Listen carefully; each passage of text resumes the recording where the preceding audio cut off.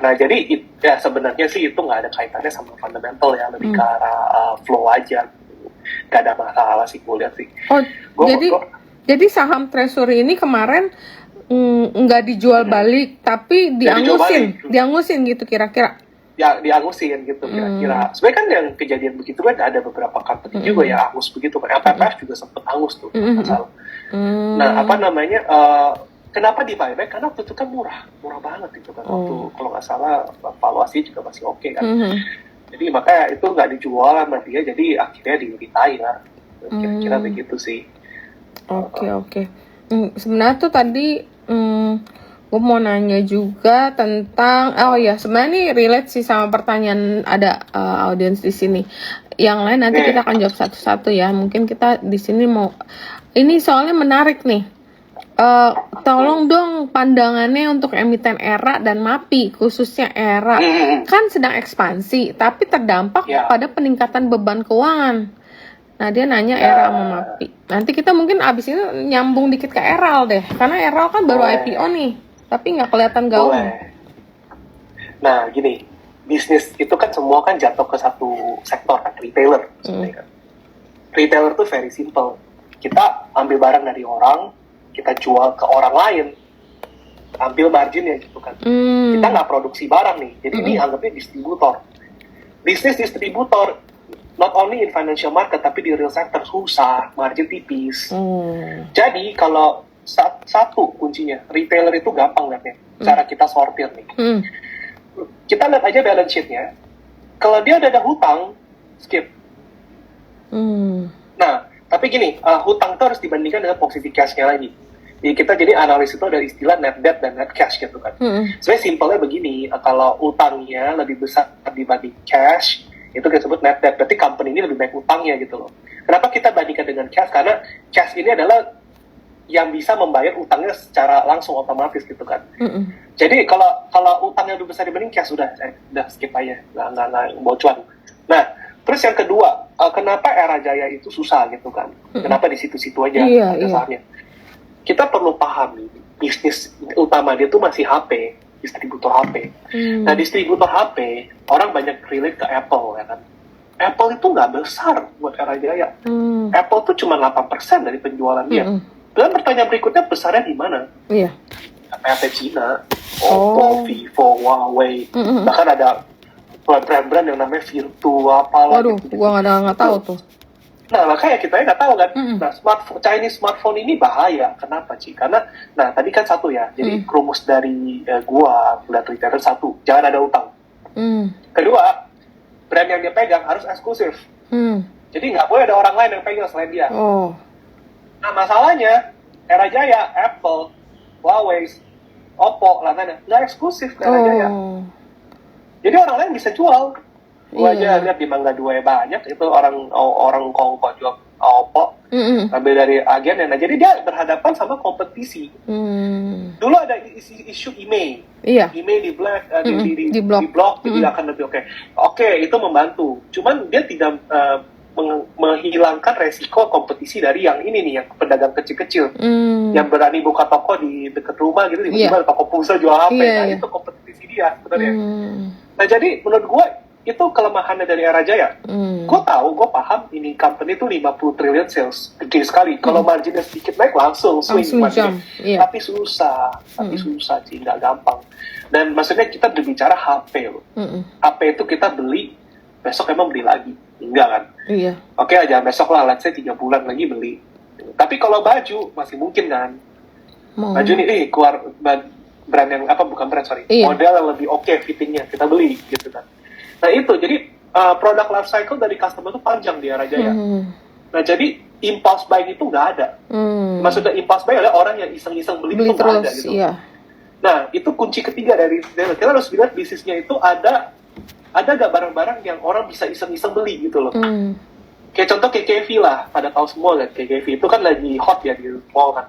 Bagus tuh tokonya, warna-warni. Itu barangnya nggak jelas, nggak ada yang Indomie lah, Indoman, kosmetik campur kosmetik China banyak banget. Iya, tapi kenapa laku? Karena desain tokonya. Nah ini yang ketiga, desain toko.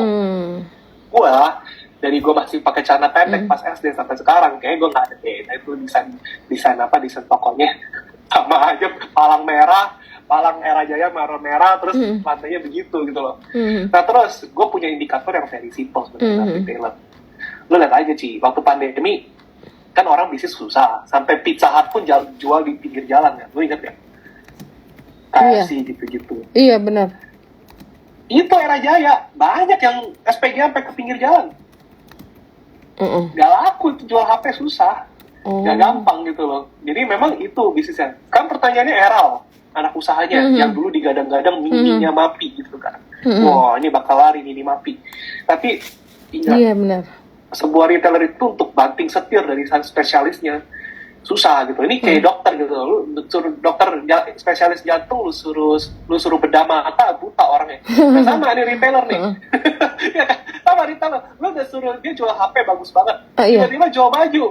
Jual sepatu, jual macam-macam. Ya makanya mungkin bisa, tapi perlu waktu.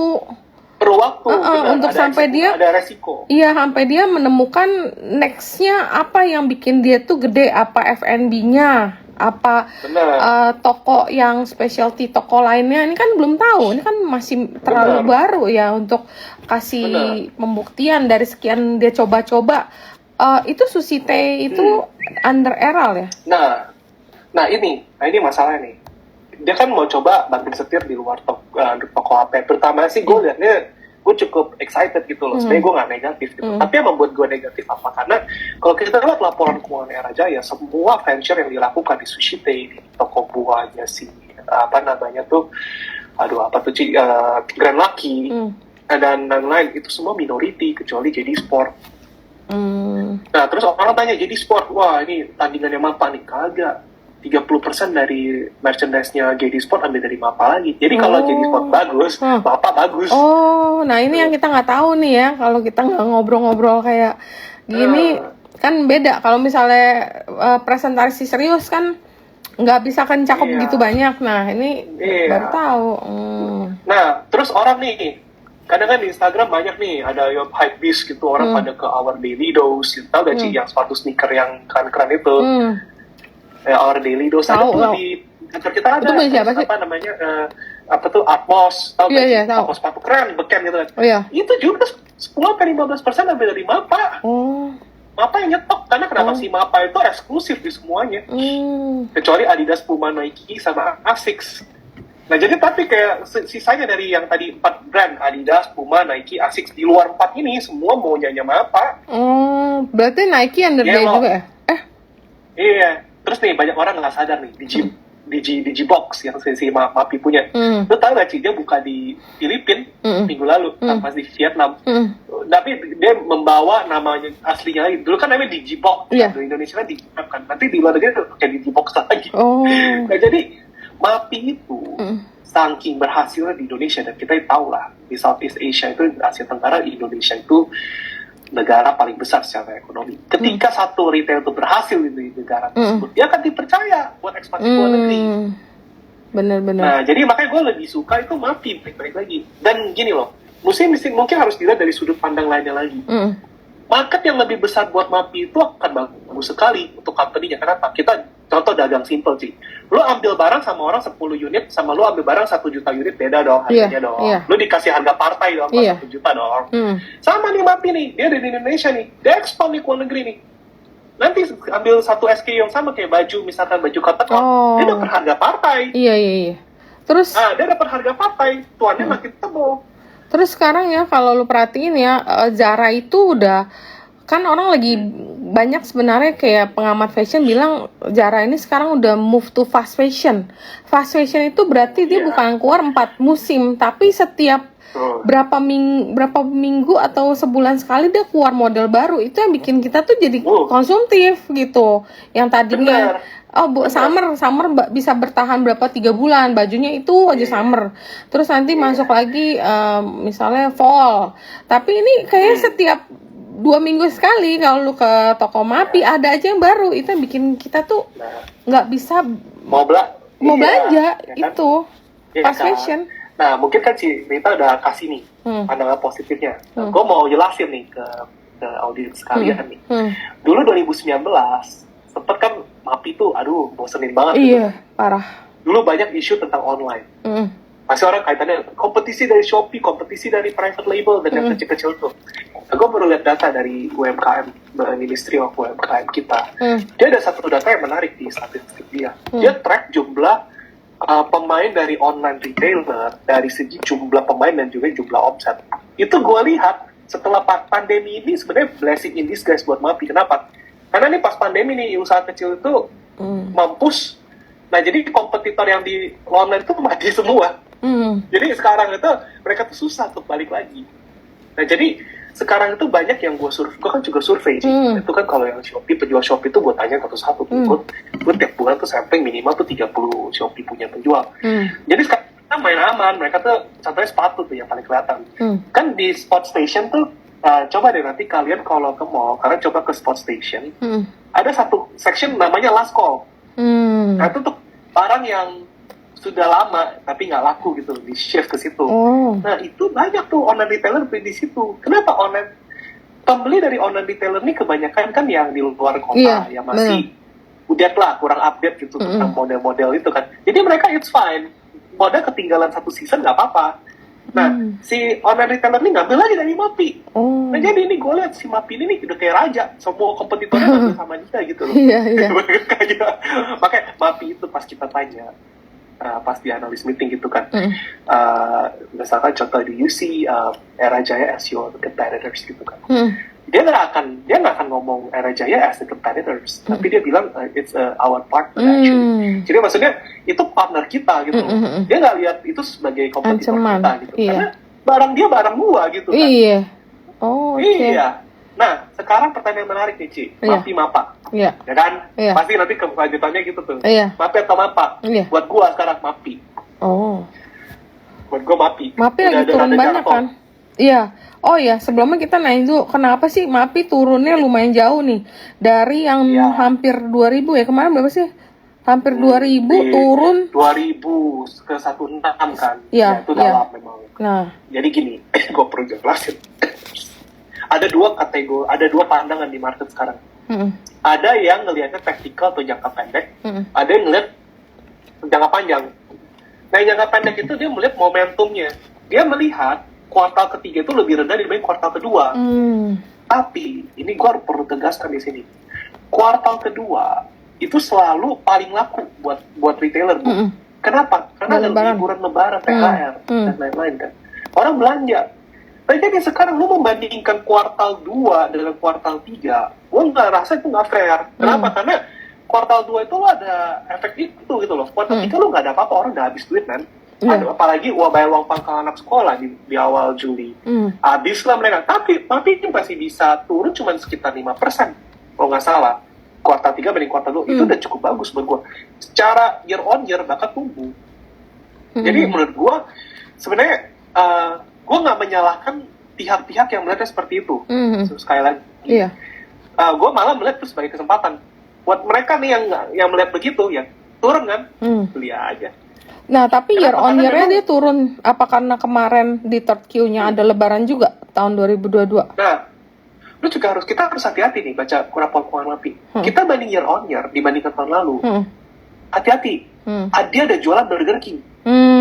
Nah, waktu dia jual Burger King, dia cuan 350M. Oke. Nah, jadi orang kalau kita lihat RTI nih yang sering banyak orang pakai, EPS turun. Jangan, EPS dia tuh nggak, lu harus keluarin cuannya si Burger King itu. Nah, baru itu memang kalau kita keluarin cuannya dari Burger King itu, sebenarnya dia masih growing cukup kencang, 20% ya year on year kalau nggak salah. Jadi memang segitu oke-nya gitu loh. Lo bandingin sekarang sama contohnya kayak retailer lain kayak apa, PPF, Ramayana, itu mati segan hidup tak mau. Gila, itu susah itu bisnis. Berat, benar. Itu yang benar. Kan juga itu yang gue bilang benar-benar facing tough competition daripada Shopee loh kalau menurut gue. Soalnya baju mereka kan Mitulo, bener gak sih Mitulo? Itu kalau lu cari baju yang berapa ratus ribu, itu banyak tuh dari Shopee import dari Bangkok. Itu harga misalnya 300 ribu, 200 ribu, bahkan yang 100 ribu itu udah cukup bagus dan itu bahannya juga oke gitu loh. Maksudnya up to date modelnya sekarang lagi tren misalnya yang crop top, mereka juga banyak. Nah kalau aku sih udah lama ya nggak ke Matahari yang MPPA yang jual baju itu loh. Udah lama sih nggak sempet ke sana karena udah jarang juga ketemu di mall-mall kan udah jarang. Dulu biasa di TA dulu ada, tapi aku juga udah jarang ke TA jadi nggak pernah ngeliat nih. Tapi kalau baju-baju kalau yang mainnya mungkin ini juga langsung kita ngobrol nyambung ke Rals juga kali ya. Rals juga kan Mitulo ya. Itu baju-baju di Shopee itu menurut aku bagus-bagus. Mereka online shopping, live shopping dari Bangkok itu cuman berapa ratus ribu loh. Nah itu juga yang bikin pengaruh. Aspek kedua yang gue lihat yang untuk menambahkan argumen Uci, kita harus lihat laporan keuangan Shopee. Itu mereka lagi bakar duit lagi. Mereka bakar duit buat apa? Promosi. Nah jadi gue sering banget tuh lihat gratis ongkir, lalu potongan bonus. Ini itu buat low end tuh sangat berarti. Iya banget. Ya kan, lu beli baju nih lagi iseng swipe, ada yang menarik nih, terus ongkir 0. Ya, sikat lah. Iya, sikat. Nah, terus mungkin aku perlu sampaikan satu statistik di sini. Jadi gini, online itu Shopee dan Tokopedia itu orang mesti punya HP dulu dong, ya kan? Nah, kepemilikan HP di low end itu sudah 100%. 99, sekian persen lah. Udah dikit lah dengan punya HP. Ini buat yang di atas 18 tahun ke atas ya. Nah, jadi artinya apa? Orang sudah ada HP nih. Nah, makanya kalau kita lihat juga penjualan data juga kompetisi juga mulai berkurang kan sebenarnya kata di Telkom Excel kan. Itu karena itu juga karena demand-nya sangat kencang gitu loh. Ngapain kompetisi harga, dicek balik lagi gitu, orang pada main HP gitu. Iya, benar. Nah, jadi tahun ini ada yang beranggapan kelas bawah nggak punya duit. Iya. Gue nggak setuju banget. Kelas bawah punya duit. Tapi dia pindah channel atau pindah produk. Gue kasih contoh sih, Vici. Vici ini contoh yang paling relevan. Vici itu produknya yang kalian tahu Miranda. Iya. Sama itu apa namanya? Pewarna rambut. Pewarna sama rambut. Mungkin yang kalau yang suka Herboris, belanja online tuh Too Faced. Buat yang apa tuh namanya Ci? Apa face mask? Apa tuh yang sunscreen? Sunscreen? Ya itulah itu pokoknya sunscreen itulah pokoknya. Nah, Vici itu kalau gue lihat segmentasinya kelas bawah. Tapi gue kaget pas gue dengar statistik ini. 12,5% penjualan dia dari TikTok. Artinya apa? Satu, dia low end. Kedua, dia 12,5% dari TikTok. Berarti memang low end masih belanja. Tapi channelnya pindah. Dulu minimarket sekali di TikTok. Iya. Kenapa? Mungkin ada kaitan dengan harga bensin. Pertalite 10.000 dulu 6.500. Itu membuat orang-orang di segmen itu males gitu. Males keluar. Iya. Nah, jadi gue lihat kayaknya ini memang di consumer sector ini memang lagi sangat dinamis ya. Dalam artian banyak kompetisi, banyak makan-makan market share. Tapi rasa gue supaya kedepannya kita lebih aman, kita harus cari company yang memang tadi satu yang gue bilang. Segmentasinya itu harus jelas, market share harus tinggi gitu kan. Yang kedua tuh growth-nya gede. Gitu. Iya. Yang ketiga itu memang dia itu punya yield yang oke gitu. Mungkin kira-kira gitu, Ci. Ini masih nyambung soal MAPI MAPA tadi. Nah, dan growth. Ini ada pertanyaan yang sangat menarik. Will, apakah masih bisa MAPI MAPA strong growth di 2024? Karena 2023 ini udah high base. Iya, oke. Itu pertanyaan yang sangat relevan dan bagus ya. Gini, jadi kita harus perhatikan juga MAPI itu dan MAPA itu konsisten buka toko tiap tahun. Untuk satu toko, supaya dia bisa secara profit margin itu balik ke level yang kita bilang kondusif di sekitar 7-8%. Itu biasanya mereka butuh waktu 1,5 tahun kira-kira. Nah, jadi kita tinggal lihat pembukaan toko di tahun-tahun sebelumnya aja, ya kan? 1,5 tahun dari 2023 itu 2020-2021. Di mana kita lihat di sana fenomena banyak toko tutup. Itu yang pertama. Yang kedua, toko tutup. Mau pada toko mati, lo mau ambil gak rental space? Waktu pandemi, dia dapat rental tuh murah banget. Pada cut loss ya? Nah, jadi payback period yang tadi gue mention, 1,5 tahun sampai 2 tahun, even akan lebih faster. Jadi makanya itu 2021 kan sama pertanyaannya kan. 2022 bisa gak growth lagi ya kan? 2023 growth lagi ya kan. Nah, 2024 gue lihat masih growth lagi menurut gue. Oke. Gitu. Nah terutama nanti paling nanti ini, tapi ini gue harus fair di sini. Ada resiko di company ini, terutama yang dari luar negeri, karena kan dia kan going overseas kan. Nah itu di sana kan UMR Indonesia itu yang pasti tidak bisa disandingkan dengan UMR Indonesia gitu kan, pasti lebih tinggi di mereka gitu kan. Nah sekarang pertanyaannya, apakah bisnis luar negeri itu sebenarnya profitable? Karena kita lihat juga banyak consumer company yang coba sok-sokan ke luar negeri akhirnya gagal. Roti dulu ke Filipina gagal. Tapi kayaknya kalau Mapi ini sebenarnya oke. Kenapa? Karena kita harus lihat dari sisi yang punya brand gitu kan, kayak Zara, Massimo Dutti. Dia lihat Indonesia udah berhasil nih, ya kan? Dan gue sempat waktu itu kan gue sempat marketing ke luar negeri aja ya. Yeah. Gue memang lihat secara langsung bagaimana retailer di luar negeri itu kayak mismanage dia punya toko gitu. Massimo Dutti di Kuala Lumpur, aduh ampun deh, jelek banget. I could say kita punya Massimo Dutti itu desain tokonya paling bagus satu Asia, satu ASEAN, sorry. Nah ini yang gue sempet fotoin, gue kasih ke direktur Mapinya, Pak ini lu mendingan cepet ambil dah. Massimo Dutti punya brand lama-lama rusak dipegang sama orang-orang kayak gini. Karena gini loh Ci, di Malaysia, jadi gini, kalau di Indonesia Massimo Dutti di Sensi, Massimo Dutti di GI, PI, dan lain-lain, itu semua Mapi. Iya. Di Gandaria City, bahkan Pakuwon Jati, itu semua punya Mapi. Di Malaysia, Massimo Dutti mau A, pegangnya distributor A. Massimo Dutti di ini, distributor B. Jadi belum satu orang. Oh, boleh begitu ya? Nah, jadi ketika nanti si Mapi itu ambil bisnisnya dia, satu kan dia kan yang tadi gue bilang, dia bisa beli partai, dia lebih murah kan. Terus kedua, ketika dia ada brand, mau yang di sana akan nganggap dia tuh kayak partner gitu loh. Gue butuh lo supaya mau gue rame gitu. Gue kasih dia rental khusus harganya. Itu yang gue keep arguing ke klien. Lo harus perhatikan dia tuh eksklusif gak. Kalau dia bisa dapat eksklusif, udah. It would be the Indonesia case gitu. Memang nanti ada banyak faktor ya, makroekonomi dan lain-lain. Tapi ASEAN, gue bisa dengan confidently say masih bisa growing lebih cepat dibanding kontinen lainnya. Ya kan, ya kita tahu lah, kita punya GDP growth konsisten 5% gitu kan. Di saat negara maju itu, 1-2% aja ngos-ngosan. Ya, terus inflasi kita hebat. Inflasi kita ini benar-benar kondusif sekali. Jadi ya memang daya beli itu juga memang ada masalah, cuman bisa dibilang relatively kalau kita bandingkan sama negara maju, kita jauh lebih baik posisinya. Jadi Indonesia consumer sector itu sangat baik. Nah, aku juga perlu kasih tahu lagi nih buat audience lain. Pasar saham Indonesia itu masih sangat tergantung sama asing. Kita nggak bisa pungkiri. Benar. Nah, kita harus ngerti cara pandang asing terhadap market Indonesia. Di Indonesia yang di Asia yang masih punya sumber growth itu India sama Asia Tenggara. Asia Tenggara orang akan fokus di Vietnam sama Indonesia. Vietnam itu lu susah lah main di situ lah, liquidity parah banget. Lu tau gak waktu kita JCI turun 69 ke 68 tuh Ci?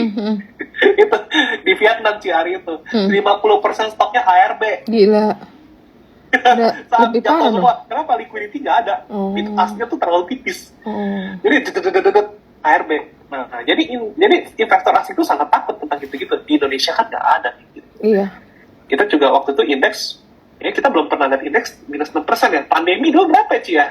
Pandemi 100-an deh, kayaknya 100-an deh. Iya, sehari 3% lah ya. Tapi kan nggak pernah tuh kayak si Vietnam gelo. 50% sahamnya ARB.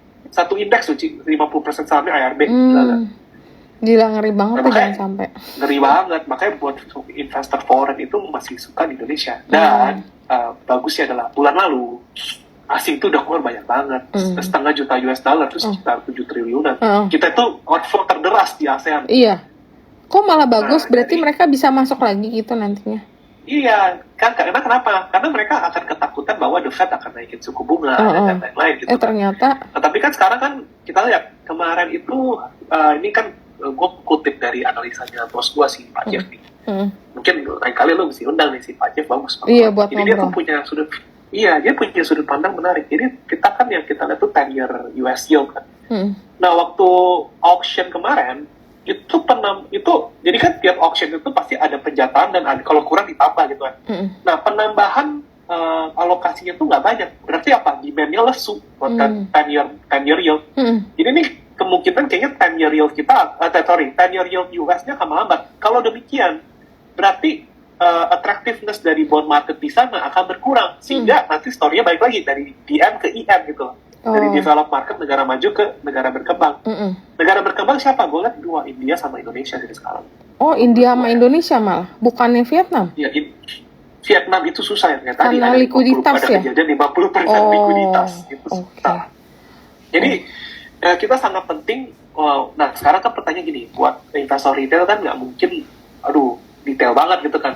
Aku sih punya indikator simple banget sih kalau melihat indeks ya. Lihat aja, dia kan ada orang keluar berapa, ya kan, net buy dan sell, itu satu, kedua rupiah, udah gitu aja.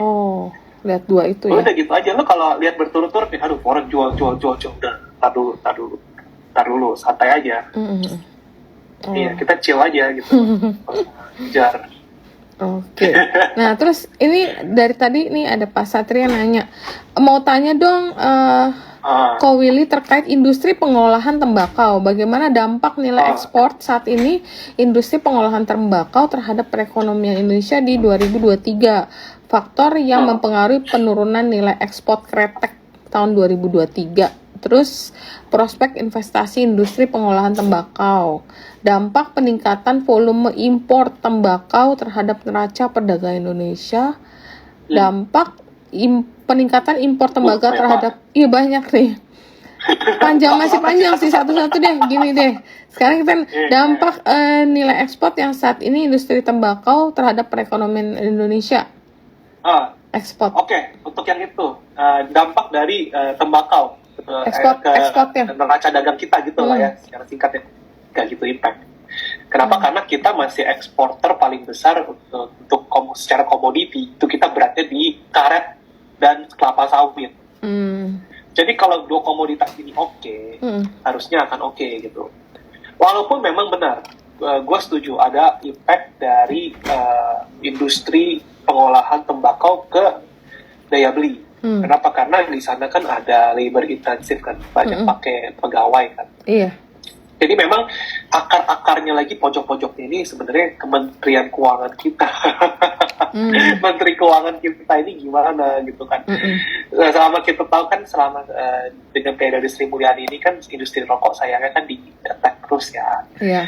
Dinaikin terus pajaknya 10%, tahun depan 10% lagi gitu kan. Jadi memang berdampak pada volume penjualan gitu. Iya. Nah jadi sebenarnya dampaknya itu kayaknya kalau aku lihat dari dinamika data penjualan rokok, kayaknya sih penurunannya itu sudah mulai stop di kuartal kedua kemarin. Kuartal pertama itu surprisingly industri itu nggak turun lagi gitu kan. Nah jadi kedepannya itu malah aku lihat akan oke ya. Dan ini tergantung election sekali lagi, siapa pemenangnya gitu. Ya kalau Ganjar ya sudah sama lagi gitu kan, sama kebijakannya, finance serimo, ya udah rokok dying down. Tapi kalau Prabowo Anies nih, gue masih lihat masih 50-50 nih, ada harapan positif buat rokok. Nah terus harga tembakau, lebih jelaskan faktor pergerakan harga dari mana gitu kan. Buat gue dari segi cuaca. Nah jadi cuaca panas ini tidak seperti tanaman lainnya, malah positif buat produksi dari tembakau. Oh gitu. Harus kering. Jadi yang harus kering itu biasanya satu durian. Jadi zaman-zaman gini lo kalau makan durian lebih manis. Kedua, gula itu kalau musim panas lebih bagus, lebih banyak produksinya. Ketiga, tembakau. Nah jadi kalau lo lihat suplainya menggelendung, permintaannya lemah, ya tembakau memang sekarang lagi under pressure gitu loh dari segi harga. Iya. Nah jadi tapi ya bagus buat kayak sabun dan gudang garam gitu. Jadi mungkin untuk menjawab pertanyaannya Mas Satria begitu ya kira-kira. Oke, terus dan kalau mau proxy ya. Terus proxy itu? Kalau mau proxy itu industri tembakau kita ada loh. Apa? Itik. Oh, emang tapi Indonesia Tobacco. Oh, cuman ya itu ya tapi Kaliquid. Kaliquid sama mungkin ya mungkin dulu sempet rame tapi naiknya mungkin gimana ya, kayak berkesannya kayak digoreng gitu loh, jadi ya nggak tahu sih. Mungkin terus sama market cap-nya Iya. juga terlalu kecil untuk fund masuk, jadi banyak kan retail mungkin ya, cuman 280 M doang market cap-nya. Iya. Terus ini bagaimana dampak peningkatan volume impor tembakau? Udah kebalikan, tadi kan ini ekspor ya, sekarang ini importnya. Kalau importnya tuh meningkat gimana nih neracanya, efek nggak? Tapi sama dong, berarti kecil, berarti nggak dampak juga dong. Kecil.